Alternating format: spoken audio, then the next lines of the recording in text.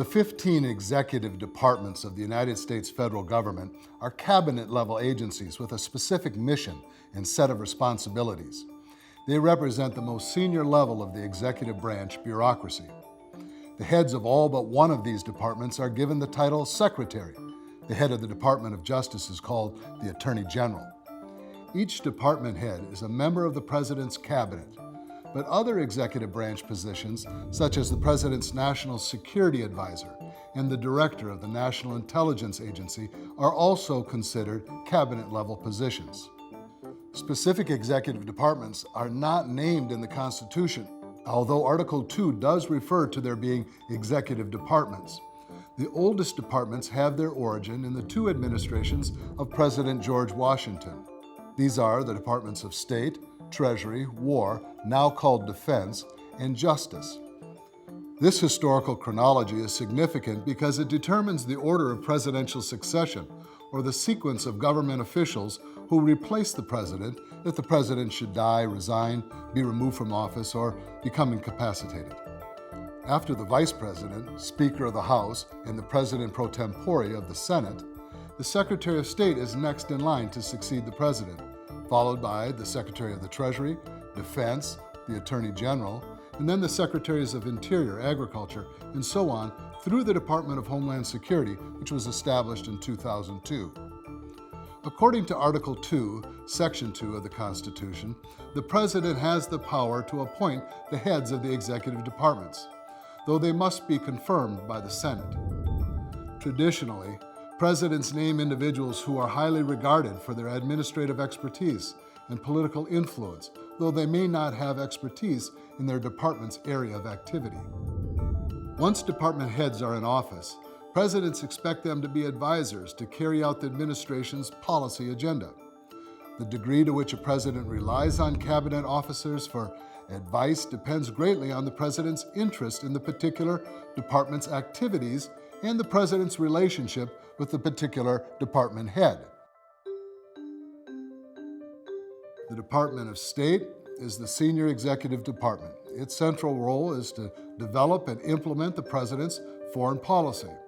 The Secretary of State often employs the president's delegated authority to represent the United States in negotiations with other countries. The core of the Department of State is its foreign service officers, professionals who serve in American embassies and consulates in some 200 countries around the world. They work to ensure smooth business, cultural, and social interactions between Americans and the people of the country where they are stationed. The Department of Treasury deals with the country's finances through its many activities such as collecting taxes, borrowing funds, and making payments. Like the Department of State, Treasury has a critical international dimension since it takes a lead in working with foreign governments and international financial institutions. The Department of Defense is the largest of the executive departments. The DoD consists of separate units for the Army, Navy, and Air Force. It also includes numerous agencies and offices such as the Joint Chiefs of Staff and the Defense Intelligence Agency. The latter organization overlaps the Central Intelligence Agency in gathering and interpreting intelligence impacting national security. The Department of Justice, or the DOJ, is the national government's chief legal agency. Led by the Attorney General, the DOJ is charged with enforcing the law, overseeing public safety, leading efforts to prevent and control crime, and securing the fair administration of justice for all citizens. This department's units include well-known agencies such as the FBI and the Drug Enforcement Administration. From the 1840s to the 1910s, the Departments of Agriculture, Commerce, Labor, and Interior were created to focus on key areas of the economy or to manage natural resources.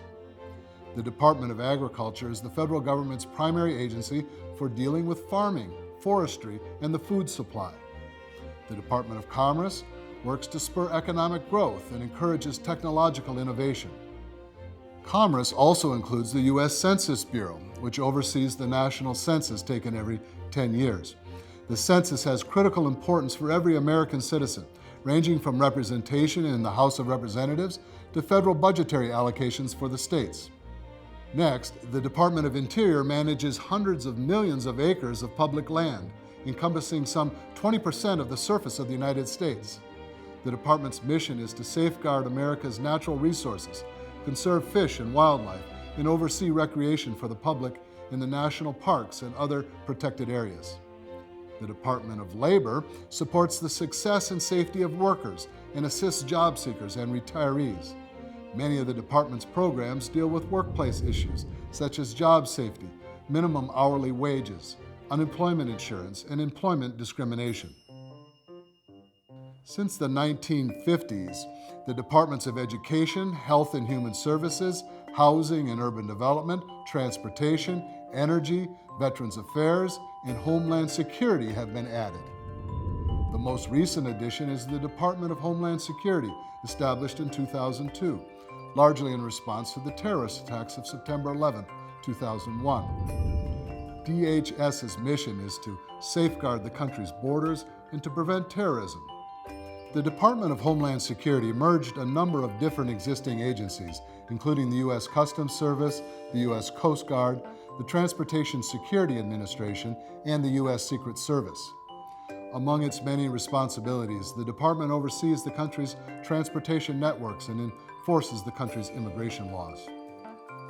The Department of Education was established in 1979 and is charged with administering federal financial aid for students, collecting data on U.S. schools, and ensuring equal access to educational opportunity. It was originally part of the old Department of Health, Education, and Welfare, but that agency was split into the Departments of Education and Health and Human Services. HHS is one of the largest executive departments. Its numerous subunits include the Centers for Medicare and Medicaid, which oversees health services for about a third of Americans. Medicare serves citizens 65 and older and those with disabilities, while Medicaid funds health care for lower-income people. The Department of Housing and Urban Development focuses on policies and programs related to housing. Formed in the 1960s as part of Lyndon Johnson's Great Society programs, the department's mission is to improve communities and to oversee fair housing laws.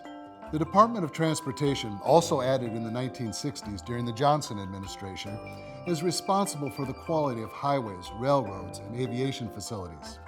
And last, the Department of Veteran Affairs, which became an executive department in 1989, manages benefit programs for military veterans and their families.